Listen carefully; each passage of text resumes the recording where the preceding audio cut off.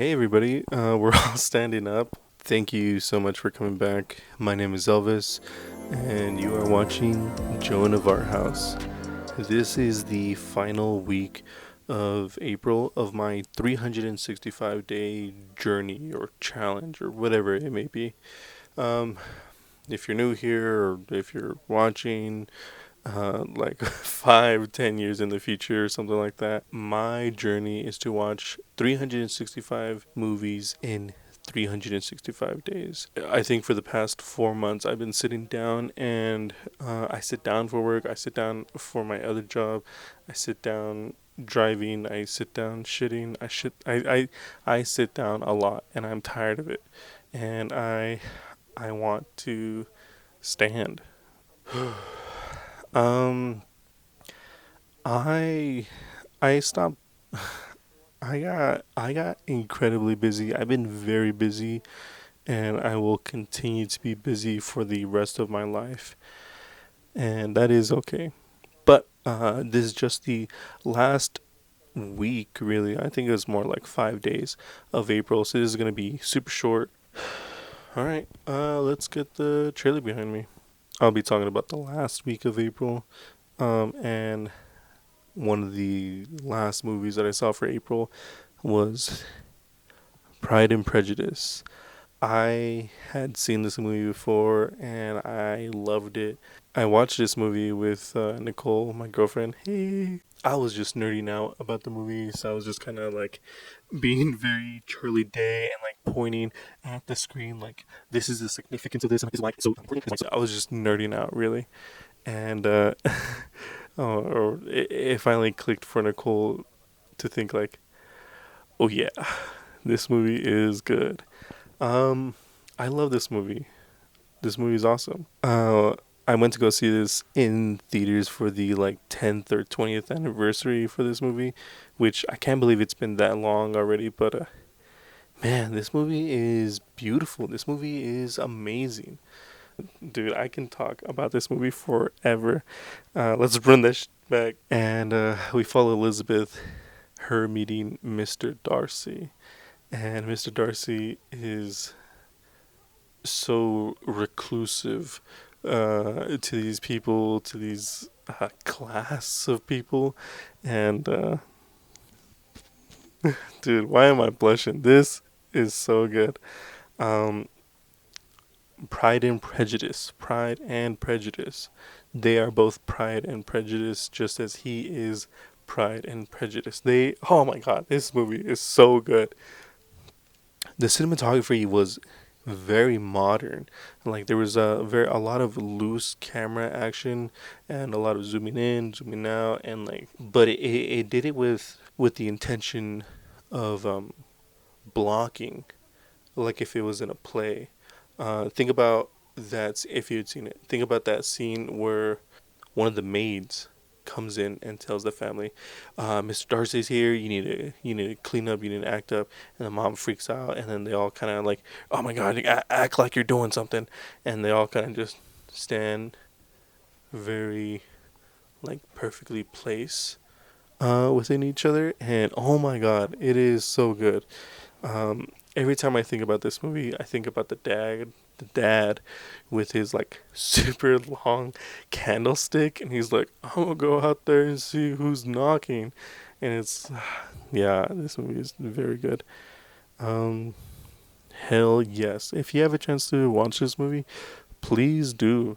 This movie is beautiful. One thing I will say that is the entire reason why this movie is so good is there is not a single kiss in this entire movie between the two characters up until the very end. I'm not spoiling it. This is the whole point of the movie, for them to kiss. We all want to see them kiss. There is not a single kiss in this movie up until the very point. Oh my god. And the way that this movie keeps teasing you and teasing you that this is gonna happen, and then it doesn't, and it just kind of leaves you kind of just shaking in your britches. It is So good. Please watch this movie. I need to stop talking. The next movie that I saw was Do the Right Thing. I've been finding myself watching movies that I have should have seen way long before, and this is definitely one of those movies. I am such a dummy for not watching this any sooner. God, like what the hell was I thinking about? Really, like why didn't I watch this movie any sooner? Like you know how like you're going to bed and you're like flipping the pillows or this movie is equivalent to finding out that the pillow has a cool side just by flipping it.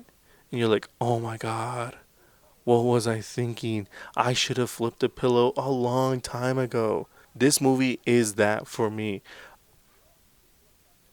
That red, oh my god, it is so good. Cinematography is so good. The story is so good. The acting, the world building, the way that it is hot in this movie, and I feel this heat, and the way that this heat just bubbles up and festers into everybody, and everybody is cranky about this. I'm cranky about this. I get cranky when it's over 75 degrees. I am hot as shit. It is annoying. Spike Lee, I'm sorry. I should have seen this movie so long. I should have seen this when I was born. I should have seen this. Oh my god. There is such a fluidity, a creativity that is undeniably present in the movie. And whoever the cinematographer was, it is amazing. I love the like canted angles between the mayor and mother sister. I love that the arguments between them are constantly in this position, and only when the world or the only when the neighborhood is in true disarray, where both of their disalignments realign to join a common cause towards the ending of the movie. Oh my god, brilliant, dude. I love this movie so damn much, and I am a dummy, certified dummy for not watching this any sooner. Please, look, watch this movie, just watch it. It's lovely, it's beautiful, it's amazing, it's heartbreaking, it's funny, it's awesome. And you probably know somebody who works like like Spike Lee in this movie. What's his name? Dude, that spin is so stupid. Um, the next movie that I saw was Queen and Slim. Uh, Queen and Slim is about a couple going on, I think it's a first date, I believe, or a second date, who knows. But we follow these two in a date that goes incredibly wrong at in the date. It's not that the two were incompatible. I think they were. It's just that they get pulled over by a cop, and this cop is clearly trouble, and forces Daniel Kaluuya's character to step out, and the actress shoots the cop, and he ends up dying from this, and they start to run away and flee the state, and I think are headed to Florida. And the whole point of this movie is them escaping the law after killing a cop. Um, I'm a big fan of the show Pose, and one of the actresses from that show is in this. India Moore, shout out, what's up? She speaks some wisdom, and that is some good wisdom there. You know, this movie is called Queen and Slim, but I have never heard them being called that in this movie. So I don't know if I got some non-director's cut of this movie where they didn't mention that, but yeah. There's a lot of things happening in this movie, such as there are a lot of supporters of what Queen and Slim did, And there are also non-supporters of what Queen and Slim did, and it's very fun and interesting to see how that happens in in the movie, and it's great. I like it. It's pretty cool. The next movie that I saw was Polly. Um, my love, my Nicole, my sweetie pie, my girlfriend Nicole showed me this movie, and I instantly fell in love with this movie. This movie is made with the heart of 1,000 children. I wish I remembered watching this as a kid because this movie is so charming. It is so cute. I love that parrot. I love Polly. And it's got the awesome guy from Monk. And man, what a great dude. And if you didn't recognize him from Monk, he was also in Spy Kids as one of the funny looking dudes. Polly is about the Russian janitor finds Polly and realizes that Polly can have very deep conversations. This is a very communicative parrot. And the Russian asks him to tell him Polly's life story.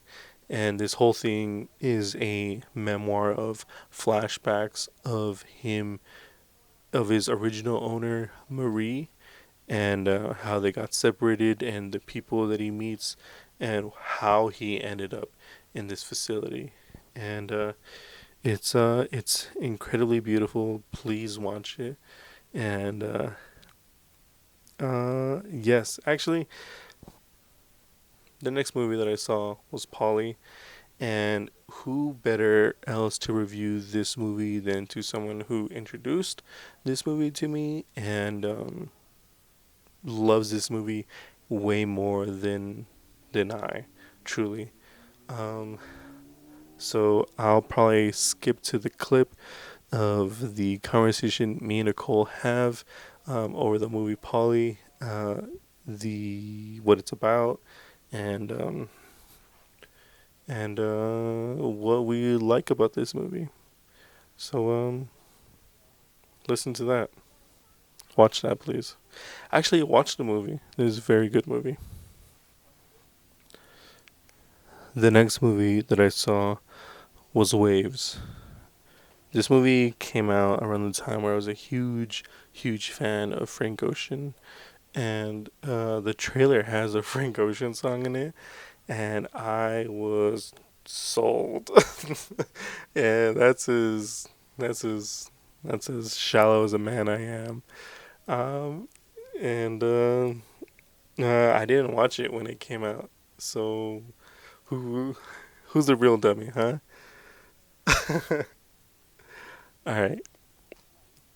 Waves is about a family that are about to go through a very traumatic event and the way that that trauma breaks the family apart and how they rebuild together as a family. I feel like I needed to know more of that, or maybe the movie needed to tell me more clearly that that was happening because there is a clear divide between in the movie where it's the first half of the movie that introduces the trauma and the second half of the movie of what happens afterwards. There is a clear there is a clear change. There's like a this whole movie I'm following this one character and that story ends right there and it doesn't necessarily pick it back up, but it just ends and then you jump into another character that you weren't really necessarily paying attention to, and it's I think it's a little too jarring, it's a little too contrasty, it's a little too kind of definitive that that story ended and the new one continues. I think there needed to be some more of a bridge, some more of a introduction beforehand to ease us into the second half of the movie. And I think that is its biggest fault. And I think on top of that, it it uses music from that time, and it's very it's very young boy music, and it uses it in a kind of like a needy, desperate way to really tell the audience that I have good music taste, even although it is mainstream and experimental. This is my stuff, and I want you to think that I'm cool because I listen to that stuff. Do you see what I'm saying? Like kids listening to Tyler the Creator for the first time. Um, that's what this, well, that's what the music is in this movie. That's besides the point. The acting is very good in this movie. Alexa Demi's in this movie. Joy Turner, Joy, I don't remember their names. But the acting was pretty good. The story was very okay, and yeah, this one was just okay. Actually, this movie can go kick rocks. The last movie that I saw in April was Jurassic Park. Steven Spielberg knew what he was doing. That dude was cooking. That dude was writing. That dude was peer reviewing his movies. This movie is absolutely phenomenal. This movie is made with so much passion, so much magic, so much love for the craft of storytelling. And this movie is incredible, dude. This movie is. When did it come out? 98, 92? Who knows? This movie came out in 1993, roughly. The graphics in this movie still look solid. They still look very okay. I've seen movies with worse graphics. That's besides the point. Although this movie is older than I am terrified of that monster. Oh my god. That Tyrannosaurus, the Velociraptors, this movie could be 100 years old. You will still feel the fear of being chased by a Velociraptor or a Tyrannosaurus Rex. And that is more solidifying to the movie that it is just that good. I think this movie is honestly perfect. This movie is amazing. I will give it one flaw. One flaw that is the is the amount of corny one-liners that are in every 10 lines. there's there's so many like dad one-liners in this. It gets tiring by the end of the movie, or it's like, all right, dude, just why are you telling me this? Get in the car, just drive. Wow, oh my god, God, this movie is so good.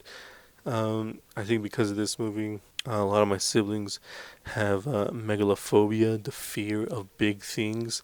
Because, like, how could you see something that large and think, yeah, I'm cool with that being in my existence? This thing is terrifying, dude. Yeah, that's all I gotta say about that movie. It's perfect. Watch it, please. Watch it. Watch it. Watch it. All right. The that is the last movies that I saw for April. In my journey of watching 365 movies in 365 days. Yeah. Thank you so much for watching. My name is Elvis. You are watching Joan of Our House. And I'll see you next week. Bye. I hate you. You were the chosen one, Anakin. You're supposed to destroy this Sith, not join them. I hate you.